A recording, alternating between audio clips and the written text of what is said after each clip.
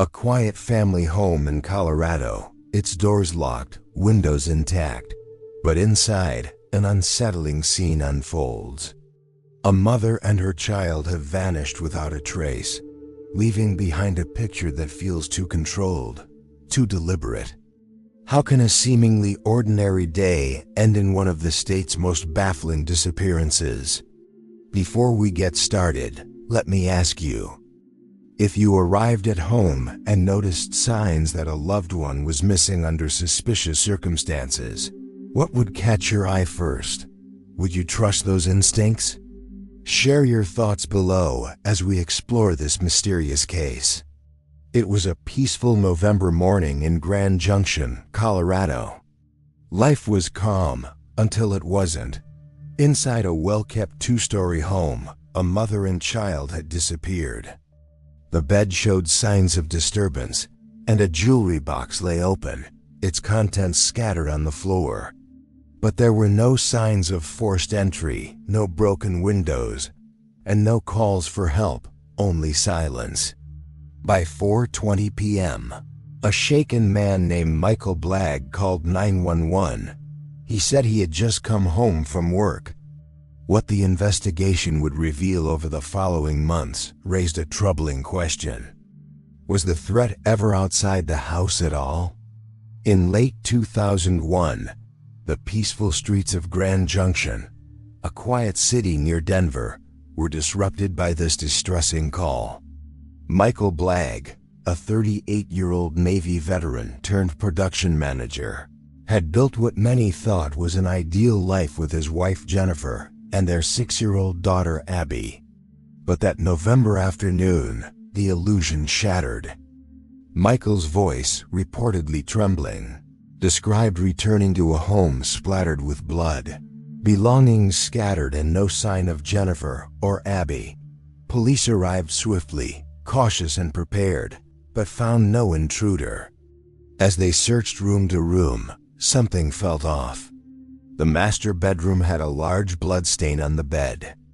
An open jewelry box with scattered contents suggested a burglary, yet there were no signs of forced entry or any struggle. And neither Jennifer nor Abby were found. A massive search was launched. Officers, volunteers, divers, and helicopters scanned the surrounding areas. Hospitals were alerted, witnesses questioned, but every lead ran cold. Neighbors said nothing unusual had occurred that day. Michael told investigators he left early for work while his family slept and tried calling home during the day without answer. Only upon his return did the full gravity hit.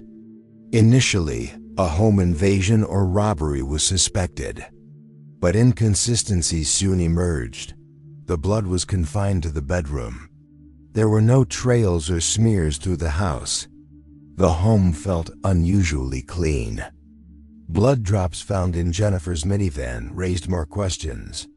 If the victims had been moved, why was there no evidence along the way? Forensic teams meticulously documented every piece of evidence. The scene began to look staged. Sympathy for Michael shifted as doubts grew. Questions arose. Why was only the bed soaked with blood? Why were valuables untouched? What was Michael doing between morning and return? Within 2 days, detectives quietly reclassified the case. Michael appeared on local TV pleading for his family's return, supported by his mother-in-law and church. Yet behind the scenes, investigators saw him as a suspect. With leads drying up, search teams combed rivers, forests, and road. Databases checked for known offenders, all to no avail. Michael was recalled for more questioning and pressed about his marriage, Jennifer's habits, and Abby's routines. He described a peaceful home, denied enemies or threats, and admitted uncertainty regarding infidelity. A note in Jennifer's devotional mentioned praying with Stanley, later identified as televangelist Charles Stanley, who had recently spoken against adult content's effect on families. Digital forensics uncovered hundreds of adult images hidden deep on the family computer, signs of personal struggles Michael concealed. An unsent email from Michael minutes before the disappearance expressed regret and tension, contradicting his public statements. Reviewing Michael's 911 call, authorities noted he didn't thoroughly search the home initially, only responding when asked about Abby. Voicemail showed concern, but he didn't return immediately. Blood tests confirmed the blood found belonged to Jennifer, but no trace of Abby was found. With no body or confession, police lacked definite proof. Michael remained under surveillance but wasn't officially charged. Months later, workplace surveillance showed Michael stealing office furniture. A petty theft, but a sign of questionable character. During further questioning, Michael momentarily let his guard slip, asking about differences in murder charges, but revealed no new information. The next day, paramedics found Michael with superficial wrist wounds. Investigators believed it was a calculated attempt for sympathy. As months passed and searches continued, co-workers noticed Michael's strange behavior of repeatedly taking out the trash, something he never did before. Investigators theorized the bodies might have been disposed of in the company dumpster. A massive landfill search was launched. Using detailed maps and logs, investigators focused on a 200 by 300 foot section, nearly 30 feet deep. Teams sifted through hazardous, unstable refuse for weeks. On the 16th day, a human leg was found, which was later confirmed to be a part of Jennifer's remains. Michael was arrested at his mother's home. The search for Abby continued, but ended without her being found. 2 years later, Michael faced trial. Prosecutors described a chilling account. He murdered Jennifer and wrapped her body in a tarp. He then placed her in their minivan and dumped her in the workplace dumpster, staging the home to look like a robbery gone wrong.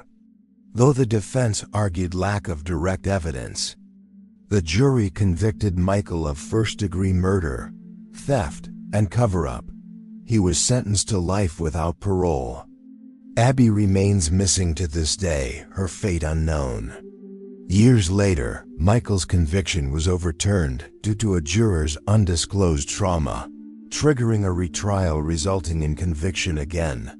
Today, Michael Blagg serves his sentence in a Colorado prison. He maintains his innocence. This case is a haunting reminder that danger can hide behind closed doors, and that some mysteries, like Abby's, may never be solved.